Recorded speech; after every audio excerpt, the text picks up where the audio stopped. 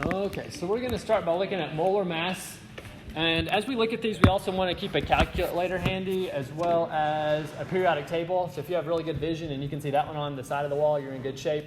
If you can't see that one, you should probably get your own periodic table out, because we're going to start using a number from there that we talked about a little bit, but we haven't used a whole lot, which is called the average atomic mass. We used it a little bit when we were talking about the structure of the atom. But the first example we're going to look at is calcium. So if I want to find the molar mass of calcium, it turns out it's going to be really, really easy. If I have my periodic table nearby, I just find calcium on the periodic table. Okay, so it's Ca. Turns out it's atomic number 20. But when we deal with molar mass, the number we really want to watch out for is the other number. And I think it says 40.078. That turns out to be what we thought about. If you could put a calcium atom on a little microscopic balance, it might be 40.078 AMU, atomic mass units. But what's cool about the mole is we can just use that number and call it grams. I'm also going to get in the habit of rounding these to the hundredths place for what we do today. So I'll round that to 40.08. And the unit instead of atomic mass units is now going to be grams per mole. Anybody else need a copy?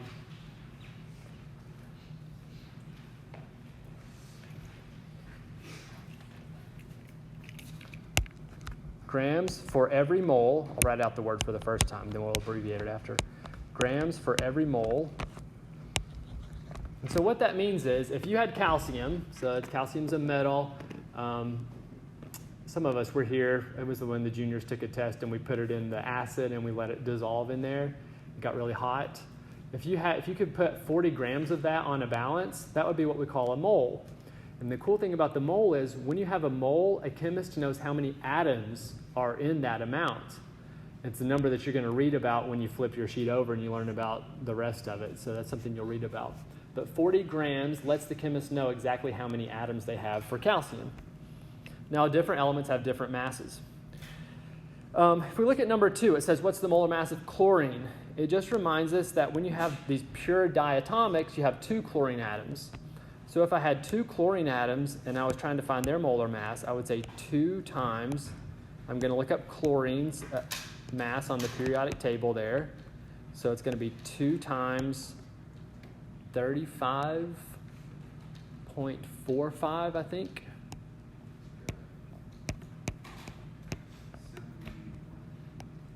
What'd you get, Wilson? 70.90. All right. So it's going to be 70.90. And then I'm going to say grams per mole. And the abbreviation for moles is just MOL, which is almost the whole word anyway. 70.90 grams per mole. For today, we're going to go to the hundredths place for all of our answers, and it's a good thing to do all the time. Tomorrow, I'll talk about how you know for sure what you at least have to round to. If you're ever not sure how to round one of those, you can use every digit from the periodic table. So for that last one, if you weren't sure how to round that one, you could use 40.078, and you would have been fine. It's just we want to round these to at least a certain number of sig figs for what we do tomorrow. And the hundredths place is usually safe. All right, so number 3, xenon, is Xe. Xe is not a diatomic, so you just find it on your periodic table.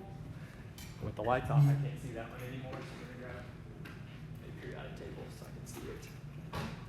What's Xe's mass on there?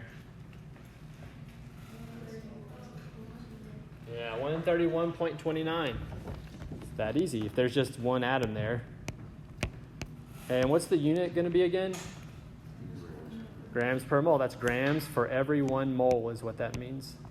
We'll focus more on that part of it tomorrow. Oh, did I look at it? This one says 2.9. What does yours say? Mine says for xenon 131.29. 290? I think. Yeah, thank you. I couldn't figure out what I did wrong, but you saw it. There we go. Copied it down wrong, huh? Thank you.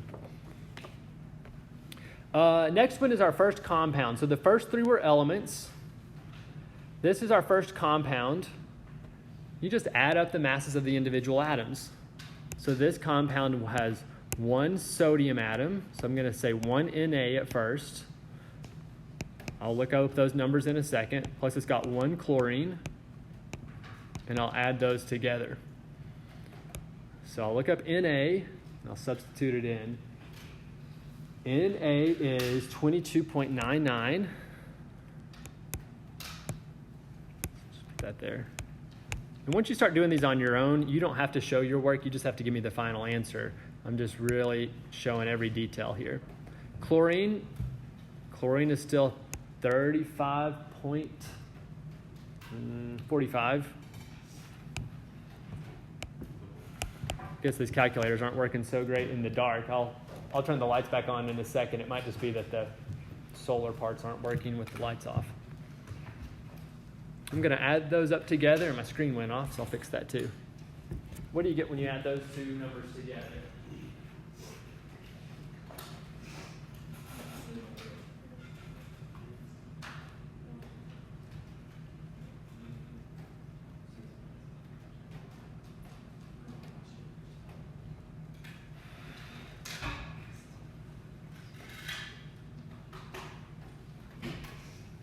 $58 point something? 58.44.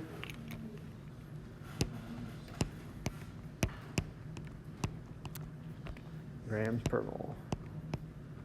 So we want to go to the hundredths place. We want to use our unit. Those are the most important things to stick with.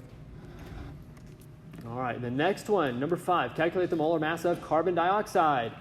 We've got a carbon, and we've got 2 oxygens.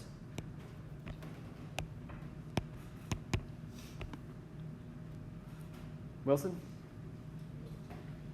44.01 grams per mole. That's it. Good job. I want to go over this one, but you rounded well on that oxygen. With oxygen rounding it, it's just something we want to pay close attention to make sure we do it right. And I can tell from your answer you did. But carbon's pretty easy. You find it on the periodic table. It's 12.011. We'll go with 12.01 there. Now oxygen.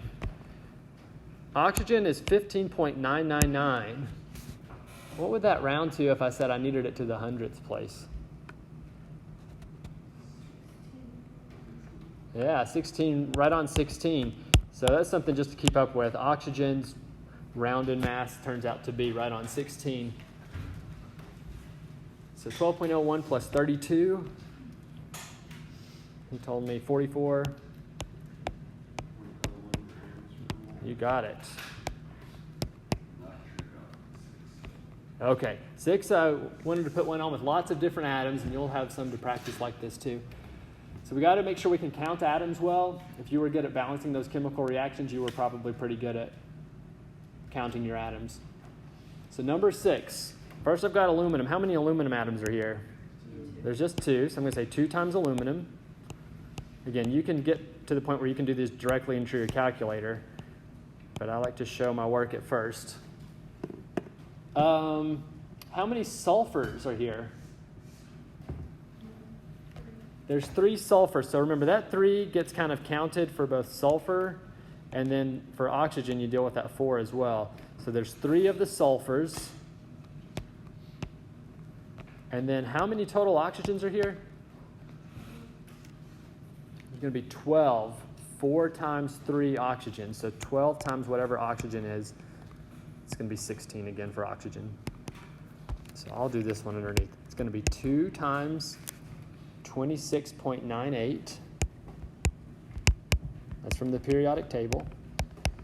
Plus 3 times 32.07. All right, plus 12 times 16.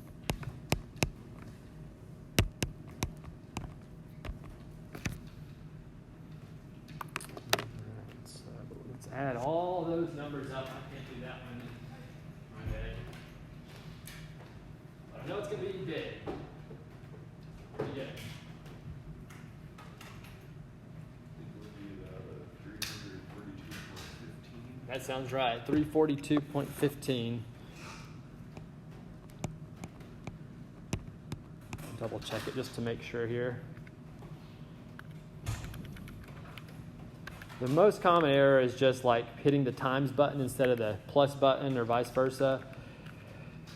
Or just like inverting your numbers, something like I did on the one with XE earlier. Yeah, I got 0.17. So I'm just gonna, not a big deal, but I'll just change that last one to a 17 there.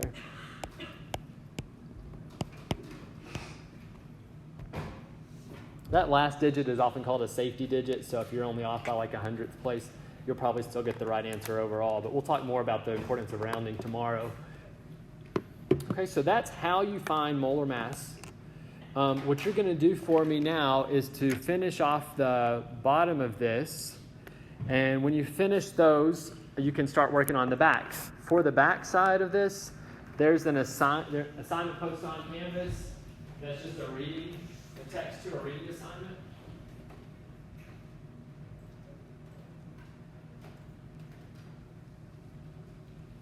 You don't have to submit anything on Canvas. I just had it up there in case people were either out and wanted to submit it online, or if you don't like writing and you wanted to do this by typing it, you can do it that way if you prefer to. But it's a CK12 reading assignment that goes along with that graphical organizer where you'll read about the mole. As you fill it out, I need either complete sentences or complete definitions in each of those boxes or circles. If it's just like a single word you give me, or if it's just the number at one of them, I need a little more info than that. These are your notes, so you can learn about this thing called the mole, what it is that you're calculating on the front page of this worksheet in the first place. And there that goes. So that's what you'll work on. I'll come around eventually once you're done with the molar masses, and I'll be able to check those and let you know if you need to go back and fix any of those. If you finish all that stuff and you wanted to do some corrections, I think you might have like 20 minutes or something at the end of class. So if you just had a few corrections to do, you might have time to do that